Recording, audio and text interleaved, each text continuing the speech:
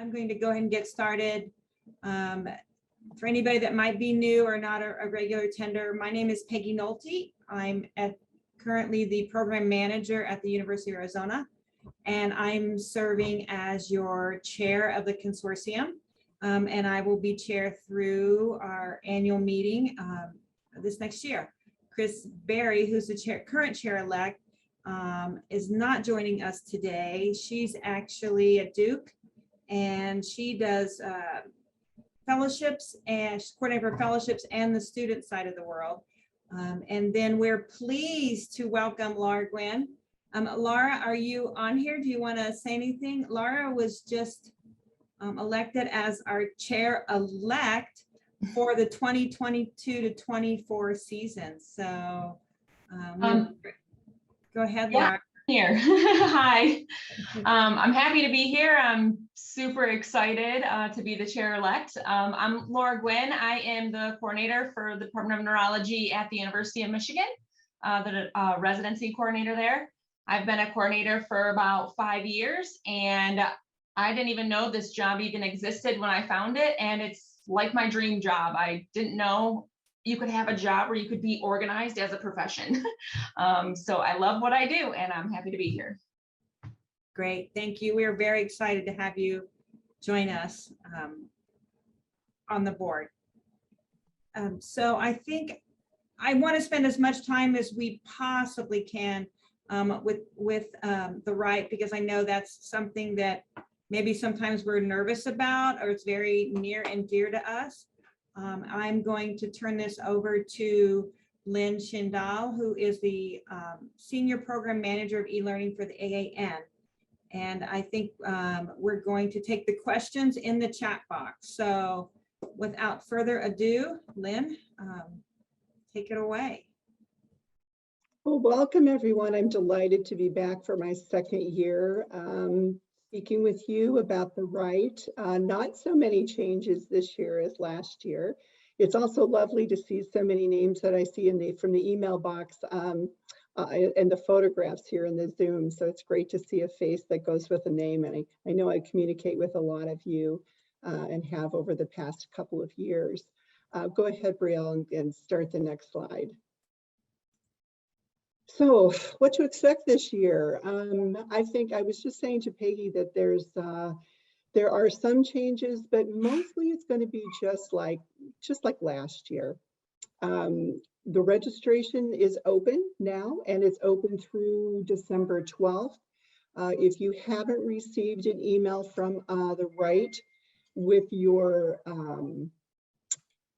personalized link to the RITE registration page, drop me a note in the AAN RITE email box, and I will make sure that you get that link.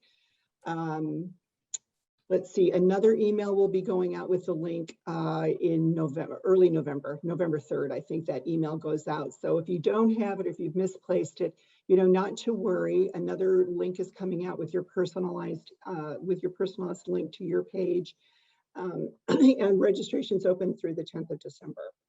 The test dates are a little bit different than last year. Last year we opened, excuse me, we opened up the exam to be a longer period of time because we just really didn't know what to expect with COVID. This year, I think we've got that down pretty well. So we've returned to the 5-day testing window. However, the testing window will be open the entire time for all residents. So when you go in and register, if you just want to register for 1 or 2 days, that's perfectly fine. You can register for all 5 days, but just know the window will be open the entire time. So if you have to make some adjustments to how you're administering the exam, there's no worries, because you don't have to reschedule. You don't have to do any of that. Your residents can take it at any time during those 5 days. Like last year, we're also going to continue using the web-based delivery, the web-based platform, which means there's no specific software that you have to load into your department computers. So We will be supplying the same link as last year, and I'll tell you in a minute where you can find that link and how that link will be distributed. But that link will be your resident's entree into the test. So there's no preparation that you need to do for the computers at your program. And the residents can take the test on their own computers, including Macs, which when we used Secure Client, that was not supported by Mac. And so that I think makes things a lot easier. And then in terms of COVID, I've been getting a few emails in the box about COVID and what are we doing. And so I think the best advice I can give you is to follow your institution COVID protocols. Again, the test window is open the entire time from the 15th through the 19th. If your residents are going to, maybe some will take it in the library, some will take it however your program wishes to do the administration is perfectly fine within that time. So Peggy, Brielle, are there any questions for me? They're rolling in. Okay, good.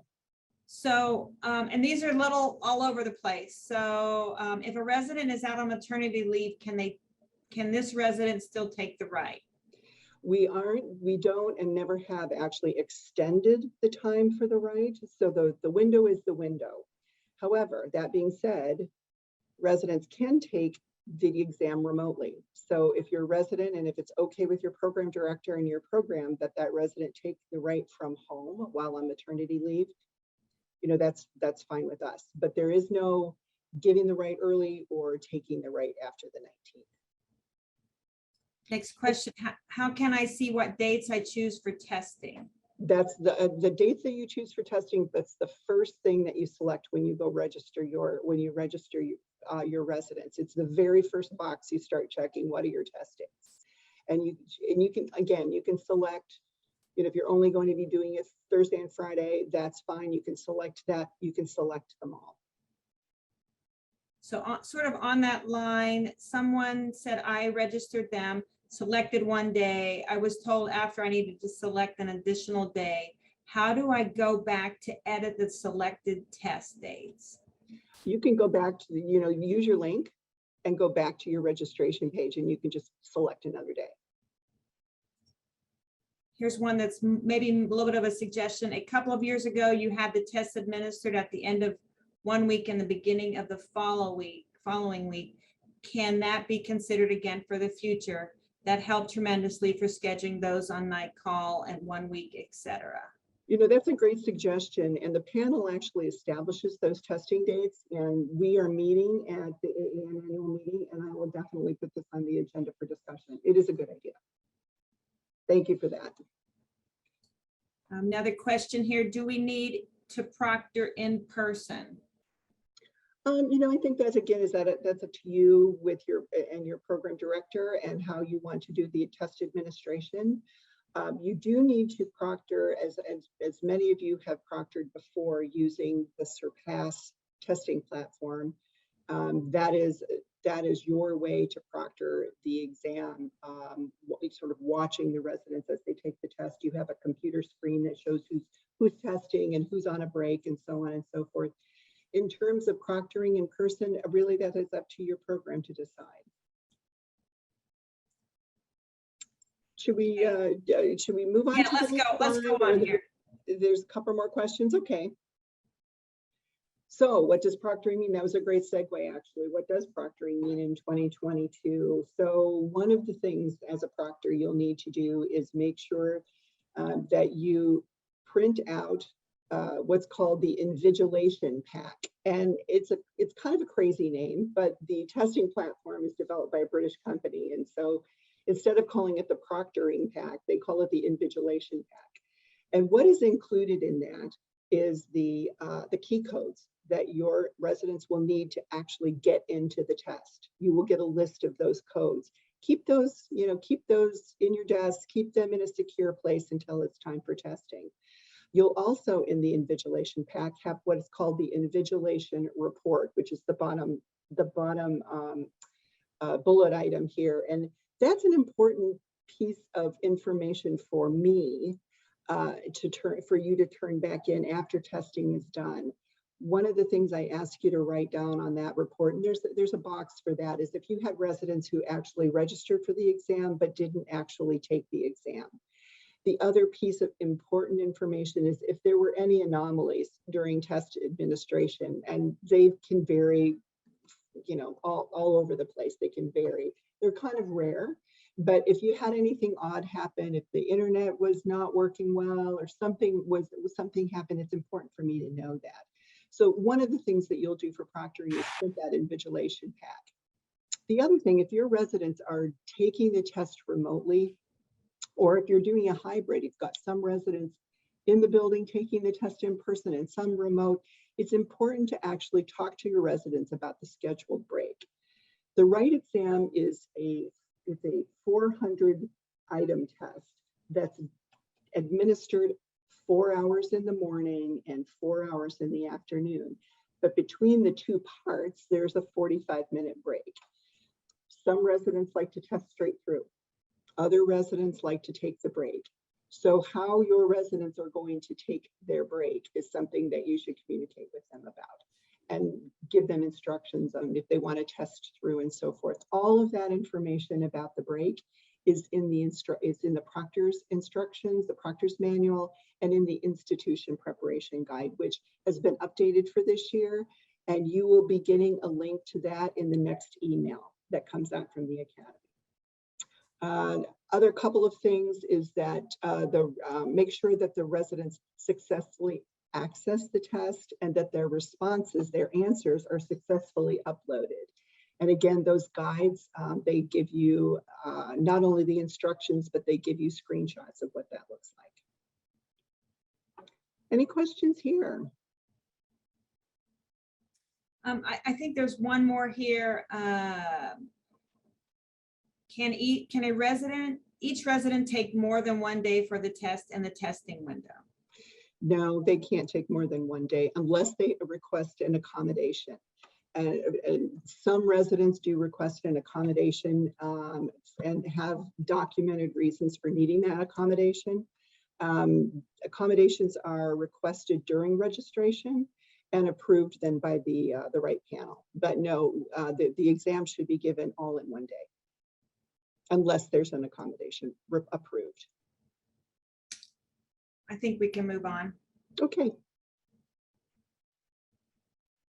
So how are you going to prepare? How can we help you prepare for the RITE? So the institution preparation guide and proctor's manual, which I just referred to, those will be coming out to you in a link that you can download. I encourage you strongly to go through the documents. The prep guide has the link for the residents. It also talks about all kinds of different sort of situations and steps that you can do. There's a timeline in there. You know, what should I be doing 30 days before the test? What should I be doing the morning of the test? It gives you, some good pro tips too from suggestions from you all that I incorporated into the guide. The proctor's manual is it's kind of a shorter, very much sort of very to the point, step by step for how to do the day of the test. One of the things that you'll have to do prior to getting the key codes and the invigilation pack is that you'll have to access your Surpass account. If you are the registered program coordinator or the registered program director, your information is uploaded into Surpass. You use your AAN ID and password to access Surpass. And once all the registration information is uploaded, and that won't happen until registration closes. So you don't need to get into Surpass until after registration closes in December. As what we do is we upload all the current 2022 information, registration information into Surpass. It'll include program coordinators who are new or program coordinators who, it will pull out coordinators who are no longer in the job. So it doesn't make sense for you to try to get in there too early. Print your pack, as I said a couple slides ago. One thing you'll want to do, and one thing I learned last year, because this was a little bit of a different method for distributing the key codes in the past, you printed them out and you handed them to the resident the morning of the exam.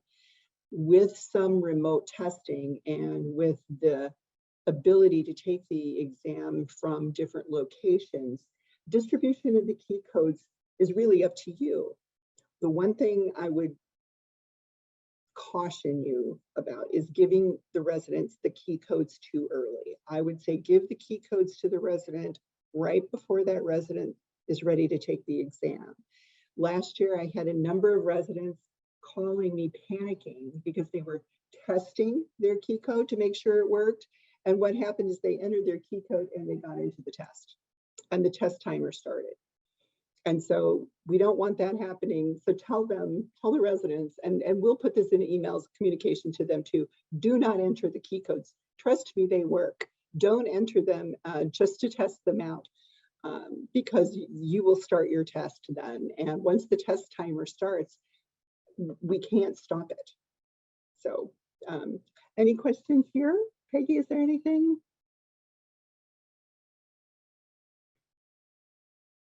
Peggy, you're on mute, I'm afraid. Sorry, I realized that. So I think back up a little, what if an accommodation request, they have one after registering? That's okay. You can email an accommodation request to me until January 6th.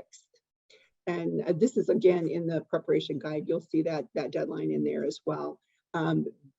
After January 6th, I pull a report from the registration and from the email box. And then I present that to the RITE chair, and he reviews and approves all accommodation requests. What happens after those approvals occur, I will contact the program, I will contact you, and we'll CC the resident who's requested the accommodation with instructions on how the accommodation is going to work for them.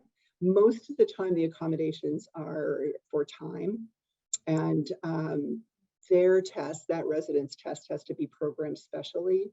So for example, if a resident's asked for 50% more time, the resident will get 50% more time in part 1 and 50% more time in part 2. We tell you how to log into that and how to do the breaks and so on and so forth. So there's a little, the directions are a little bit different, but not too much. So here's my follow-up. What types of accommodations do they typically request?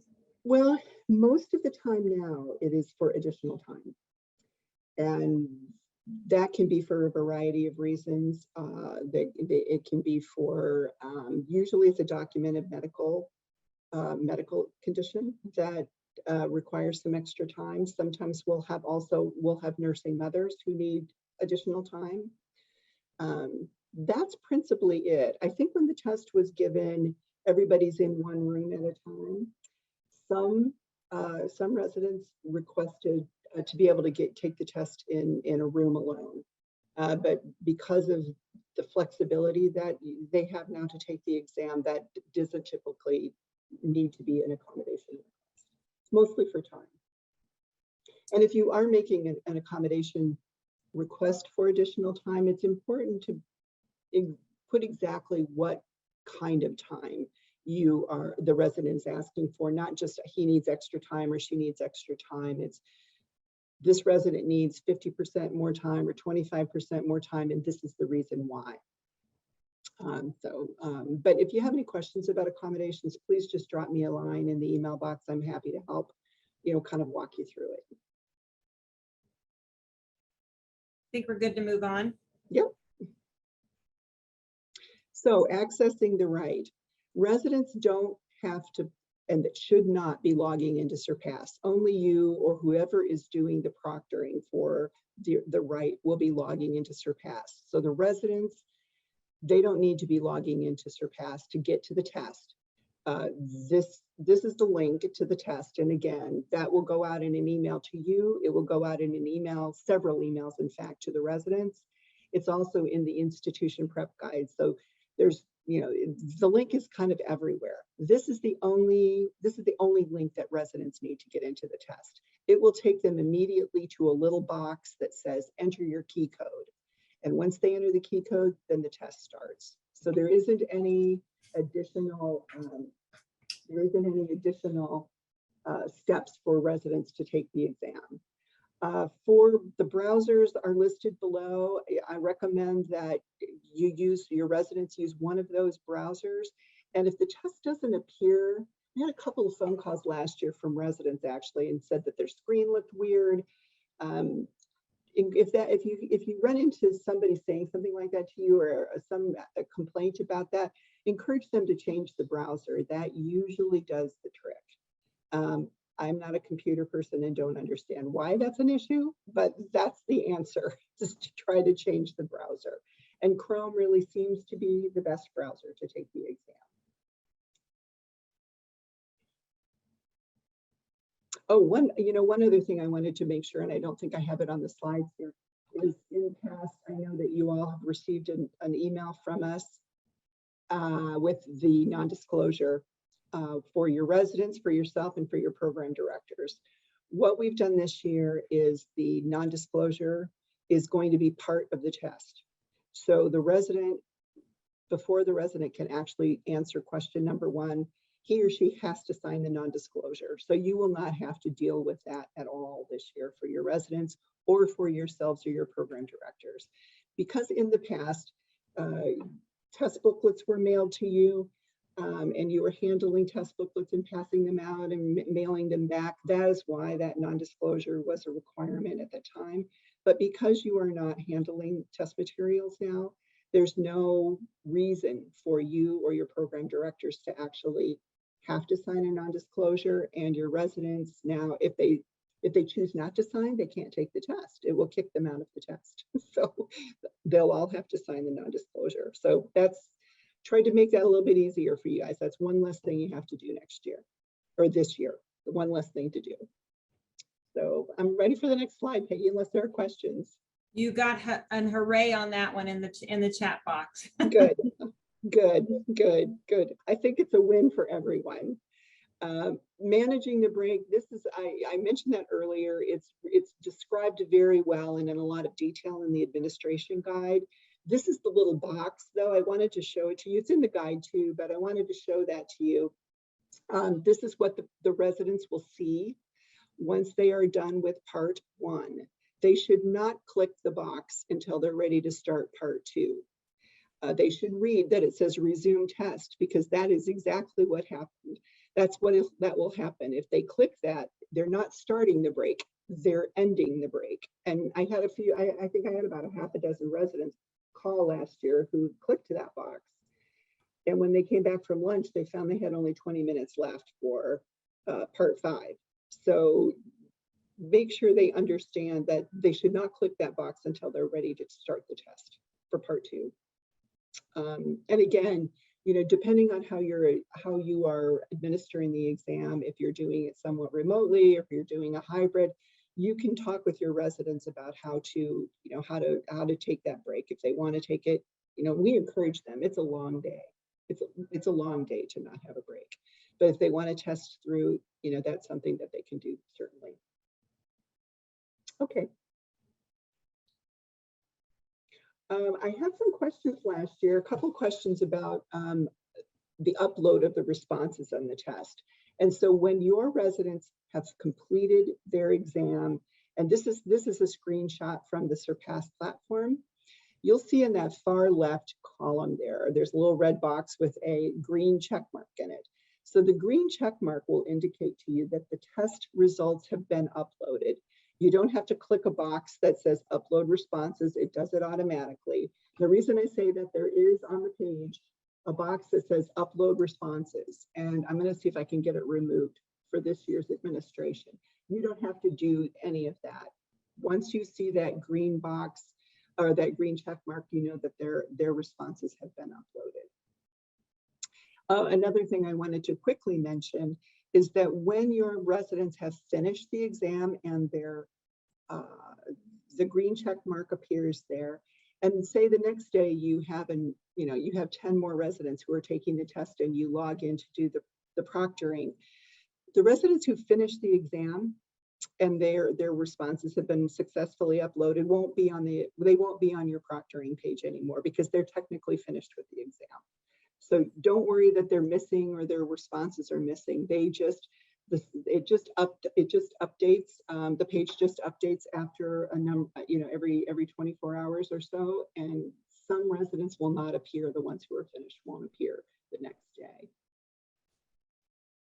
I think I saw a question come up, Peggy. Is that true? They're asking about recording of this session. Oh, okay. Sorry. So that's, and I'm ready for the next slide, Brielle. Okay, so let's see, can't access Surpass. That is probably that's sort of the #1 question once all the registration data have been uploaded to Surpass. I would say try resetting your password first, because you only go into Surpass once a year and it's at the time of the RITE, and you may have changed your AAN password between now and then. So try resetting your password in Surpass first. There's a little box there that says can't access your account, and you can just click on that button and it'll help you reset your password. If you continue to have problems with it, just give me a call or send me an email and I'll help you reset your password. Key code's invalid. My residence key code doesn't work. First thing is to have you'll have a copy of all the key codes. Have that resident read that key code back to you to make sure that he or she has entered it correctly. I can tell you in last year, 3,300 residents, there was not one invalid key code. They all worked. So if there is an instance where the key code isn't working, have them read it back to you and verify. If not, certainly let us know right away. And we'll make sure that a valid key code is redistributed to that person. Lost internet connection happened a few times also last year. If the resident is taking the exam from home, and this is when it usually happens, doesn't happen when they're in the building or they're taking it from the program.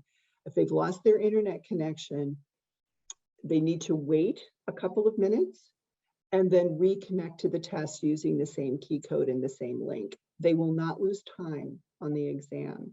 I've got more instructions on troubleshooting in the guide for you about this, but this is something to not worry about. They will not lose their place in the exam, nor will they lose any time. They just need to re-log in using the same key code and the same link.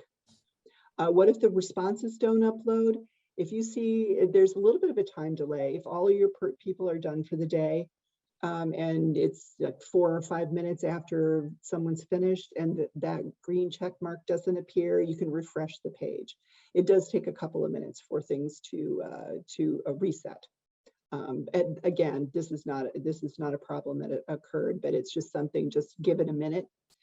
Computers aren't quite as fast sometimes as we'd like them to be. That's all I can think of in terms of main troubleshooting issues. I think I'm ready for the next slide, unless there are questions.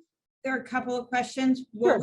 Will the coordinators receive a link to download Surpass because they have a new computer? We will. There certainly is a link to Surpass, and you don't have to download it. It's just a web link. So there will be, once registration is closed, we won't be sending out the links to Surpass before then, because especially if you're a new coordinator, you won't be able to get in because your data will upload with all the registration data. So if you can't after that time, and that'll be in December, when that occurs, if you can't log into Surpass, even with the link, just give me a call or send me an email, and we'll help you troubleshoot for that. We'll help you troubleshoot that. As the proctor, can we test that Surpass will work prior to the first test day? Yes, you need to go into Surpass, because you need to go into Surpass and print out that invigilation pack that I mentioned earlier. That pack has all the key codes for your residents. So you will need to go into Surpass before your testing, before your first testing day, and make sure that you find your You find your pack, you print it all out, so you have your key codes, and then you have that attendance roster form. The child neuro residents will be taking the exam with the adult residents. Last year, there was a separate page in Surpass for these residents. That's correct, and that is still the same. That's an excellent question. If you are the coordinator for both a child neurology program and an adult neurology program, you need to access those invigilation packs separately, because they won't print out all together. So if you're taking the test at the same time and you've registered them for the same time, they can certainly take the test in the same room together if that's how you're doing the test administration. But when you're printing out the invigilation packs, you have to print them out separately. And the question is sort of, and she couldn't recall where to access this. The invigilation pack? For the separate program. Oh, yeah, you just enter your program.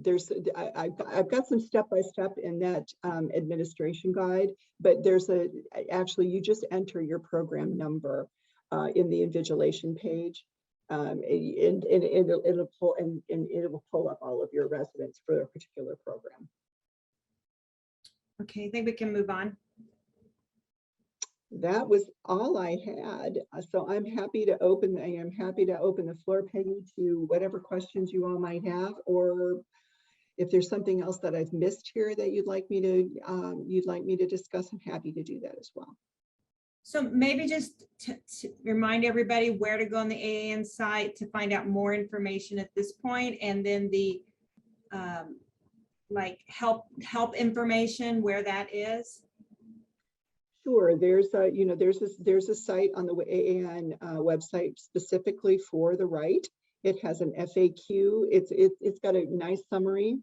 When you log into the AAN website, you can just search for the RITE. You can go to the RITE.com. That is where you'll find all the information. There's a nice page of FAQs there for for a refresher, or for those of you who are new. It really does give an awful lot of information about what is the RITE, and how long does it take, and sort of all of those sort of fundamental questions. So there's again another question about where to download the Surpass app.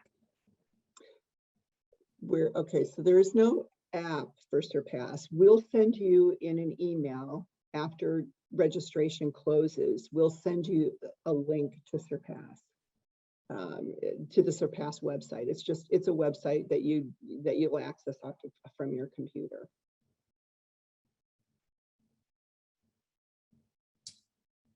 All right. I have to put a plug in for the AAN on this part. I think the help was readily available and right there. Always when we had a question, you guys were right there and on it.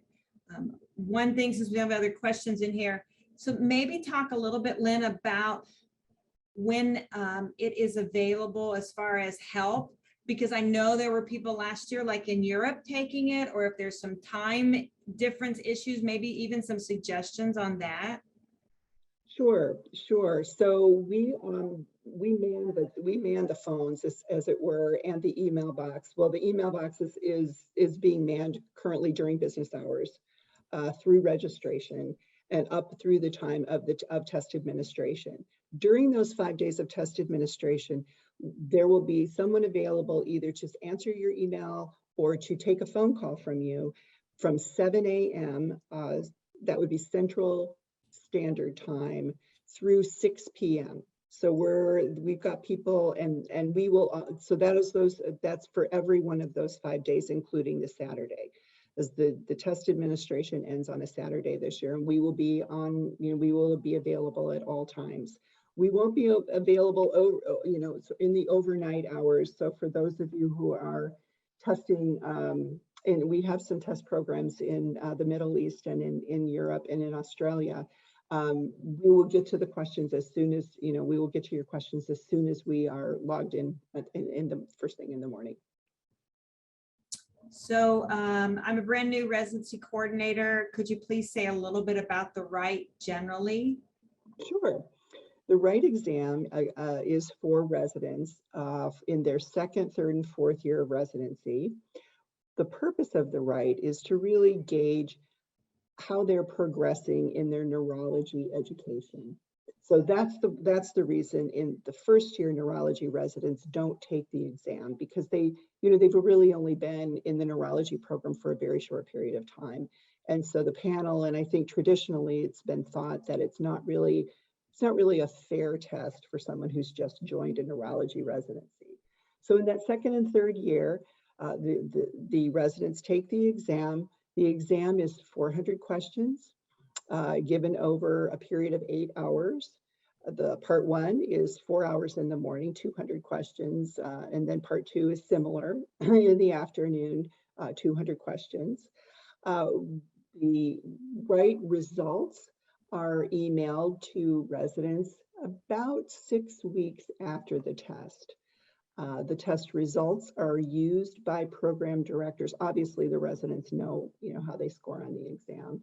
They get a raw score, which is simply a % correct. They also get a score that shows how they've done and what their percentile, how they rank against people who are in the same year of training as them. So if a second year resident gets a raw score, say I got 75% right on the exam, correct on the exam, then I can also see how I did with other people who are in second year residency around the world. And that helps me sort of figure out, do I have some areas where I need to improve? Do I, am I on track? Am I doing a good job? Program directors get this information too. So they are able to see not only the raw scores, they not only see how many people, what % their residents got correct on the exam, but they're also able to see how their program compares to other programs and how their residents progress over time. The hope, of course, is that a resident will do better in each subsequent year of taking the RITE exam. So the RITE exam really is a self-assessment exam. It's how am I doing and where am I in my neurology education? Let's see, what else can I tell you about the RITE? Questions are not repeated on the RITE for a period of time during which a resident would go through their entire residency without seeing the same questions on the exam. The panel that make up the RITE exam, there are 30+ neurologists on the RITE panel, and we spend the entire summer putting the exam together, making sure that the questions are relevant to neurology, making sure to the very best of their ability that the images are great. And I know we've had some complaints about our images, and believe me, the panel's aware and they're working very hard on that. One of the things I will preview for you this year is the panel is committed to putting a couple of videos on the exam this year. So be looking for that to be something new for the RITE this year. I'm trying to ensure that we keep it to a minimum just so we can test it out and see how it goes. But we're looking to put a couple of videos on the exam this year. So Peggy, can you think of anything else that they might want to know about the RITE? So I think about this. Right, from a program perspective, we look, and if anyone else wants to chime in, we also look as the program overall, like maybe where we see gaping, lacks issues with, oh, we're really low on this area. Maybe we need to beef this up more. So we look at that as well, and we sort of plan for our next academic year. Okay, we need to hit this area harder, or we need to figure out what's working or what's not working in some of our training on this. So that's an excellent point, because the score reports, and I know I'm kind of ahead here because we're just in registration, but the score reports do tell programs, how residents have done in epilepsy and how they've done in the content area of neuromuscular disorders. So there is an opportunity, I think, to do that kind of program scrutiny. One additional report we provide for program directors is what's called the missed items report. So program directors can see in each of the competencies that are tested in on the right, did 40% of my residents get this wrong? Did 60% get this wrong? So I think that's very helpful for you in program planning as well. So there's a question here. Are institutions able to get refunded if an urgent issue comes up on a resident and they're unable to take the RITE exam? Refunds are allowed through December 17th, but after December 17th, there are no refunds. Okay, we have another question here. If I already completed the RITE registration and submitted my invoice for payment, can I go in and add a couple of days since I only put in for the Friday and Saturday, and now Yes, we may need Wednesday and Thursday? sure, you absolutely can. You absolutely can. And if you run into an issue with that, just let me know. But I think you should just be able to go right into your page and just add dates. I think that's perfectly fine. We have other questions. Do we have the email address that, Briella, we can pop in there for questions and things? It's the RITE@aan.com. Oh, okay. It's the RITE@aan.com. Somebody wants to clarify, in-person proctoring is not mandated, but is it preferred? It's preferred. It is not mandated. There's no way for us to actually police that, really. So we prefer it, of course. And the reason for that, we really do want all of the residents, for the results to be reliable. We really want the residents to all take the test under the same conditions. That's kind of testing 101. You really want the exam to be administered under the same conditions for everybody. So we do prefer that the test be given in the traditional way, if possible and safe. But we leave it to the programs to make that decision. We have another question there. Can I add residents after I submit payment? Yes, you can. You'll have to give us a call because we will actually have to do that manually. But yes, you can. And until the registration date closes, yes, you can.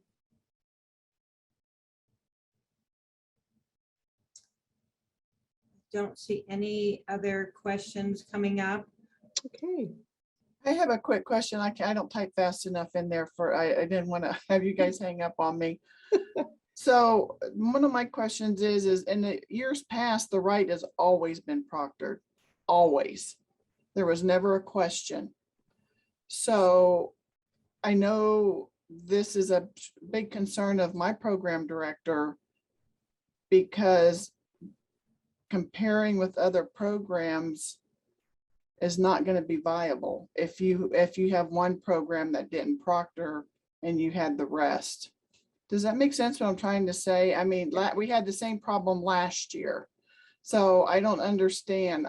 It just is a little concerning. Why will we know how many programs proctored versus not proctoring? It's a great question and I understand the question. And as you point out, last year was an anomaly with COVID, and there was no possibility of administering the test in the same manner that it's been administered for time in memoriam. I think what we learned, however, last year during test administration is that really most programs proctored in the traditional way. They may have had their residents on site in different rooms, but most programs, there were a few where the residents took the exam remotely, but it was very few. And one thing that I look at over time is how the residents perform on the exam. And I was wondering about that myself for last year. And I wasn't concerned, but I was really interested in seeing how the results compared 2 years before. And I can tell you the 2021 results compared very similarly to 2019 and 2020. So I don't see any difference now. And we have a psychometric report done after the exam. It has the same validity, same reliability, and really there were no anomalies or no outliers in terms of Well, this program, they all must have sat together and took the test together because there was no proctor. There was no evidence of that. And frankly, I just attended a testing meeting about this very issue in the last week, and groups that do high stakes, certification and licensure exams, they are asking the same questions and have really found the same results, that there aren't any real changes in how test takers take the exam, even though they're allowed to take it remotely. And there hasn't been really any giant shifts in how tests perform. Outliers are pretty easy to spot in the data, and we just haven't seen any evidence of that. I hope that answers your question. I think we still don't really know the end result of that, but we will keep watching it.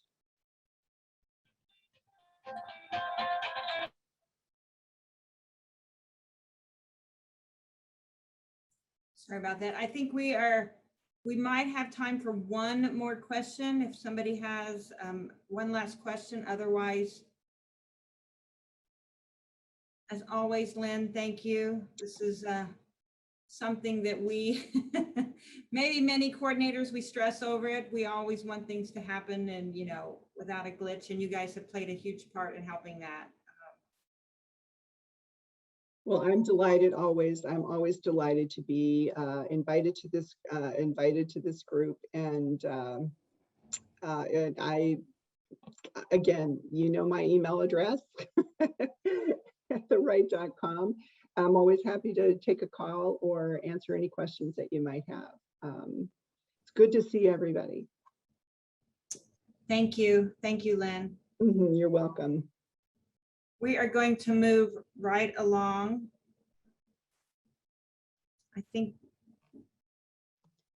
Brielle, you're going to be up. Yes, thank you, Lynn.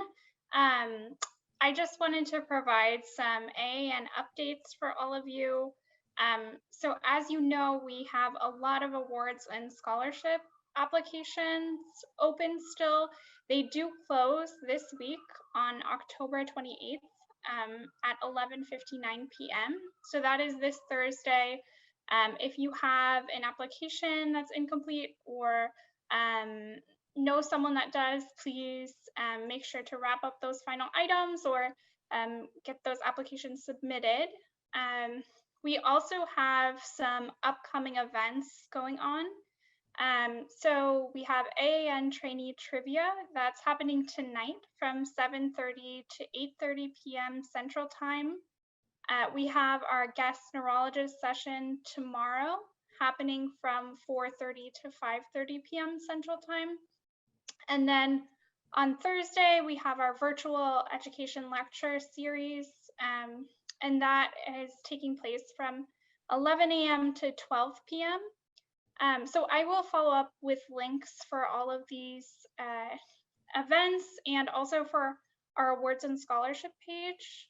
But I just wanted to alert you all to the deadline for those awards and scholarships and those events. So if anyone has AAN related questions, I'm happy to answer those for you.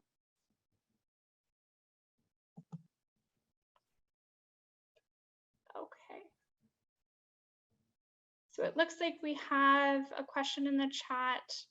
It sounds like AAN annual meeting will be both virtual and in person at a different time.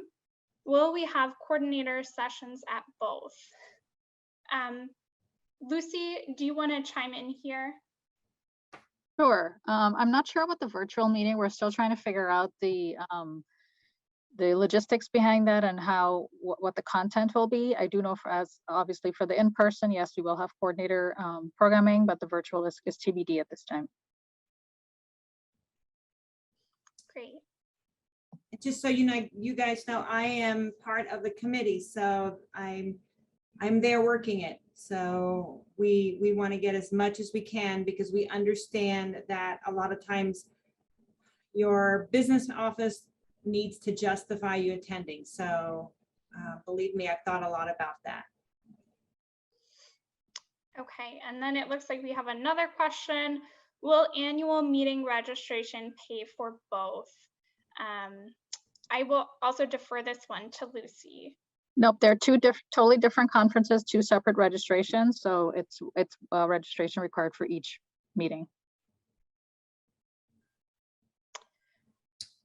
We haven't solidified the days for the coordinator sessions yet. We do have a particular area that we'll have. It's called the trainee and educator space at the meeting. We're trying to figure out the name for that yet, but we coordinator programming will be in that dedicated space offered throughout the week.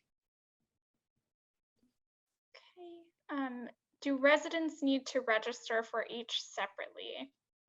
Nope, as in the past, there is an overall registration for the meeting. There are a few things that require separate registration, and that is called out in the registration process, but for the most part, you register for the meeting and you have access to the entire meeting. So should we maybe hold off on registering to find out if we need to both?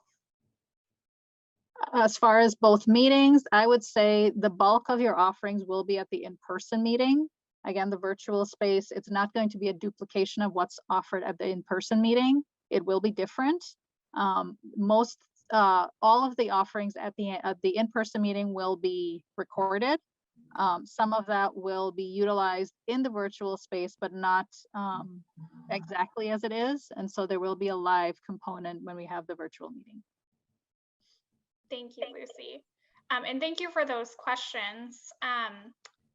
If there aren't any more questions related to AN updates, oh, it looks like another one just came through. Will there be the neurology business program director / coordinator meeting in person? Usually took place on Sunday afternoon. Yep, great question. All of our consortium meetings will be offered virtually prior to the annual meeting. That worked well for us this past year so that a lot more people could join. So we will be meeting virtually prior to the annual meeting. And just a plug for the on-site meeting, if you've never attended and you do have the opportunity, the sessions are great, but also just the camaraderie and the networking opportunities within the coordinators is, I can't even put a price on what I bring back from the sessions. So the on-site meeting is in Seattle this year. Yes.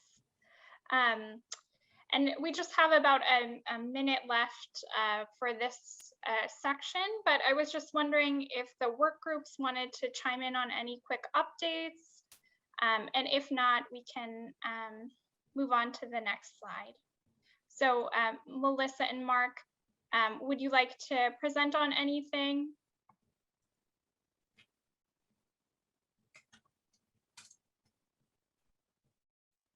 Okay, so we can go ahead and move on to the next slide. So I don't have any new business. I encourage you to each, watch your emails. We'll know more about the conference as things roll along and get further into this.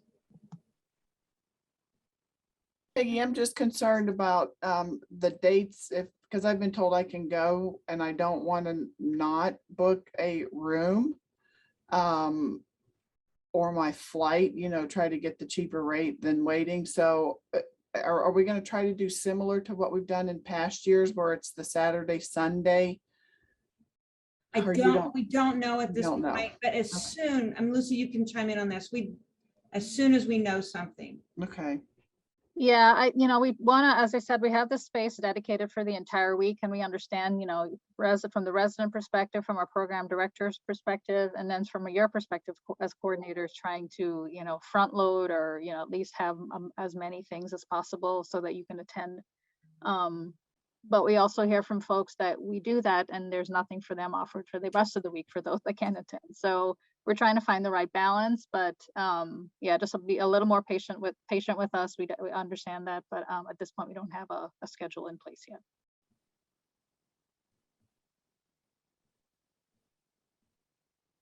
Hey. So I think we are, Brielle, do you have any more info? I think we're done here. Thank you all for attending, and these sessions are always very well attended and it's very important. And if you have questions for the AAN about the RITE, I encourage you to reach out to Lynn. Great resource and always open to helping. So I think if that is all, we will leave you all. Happy interview season. I'm sure you're in the middle of all your interviews as well. And we will see you all next time.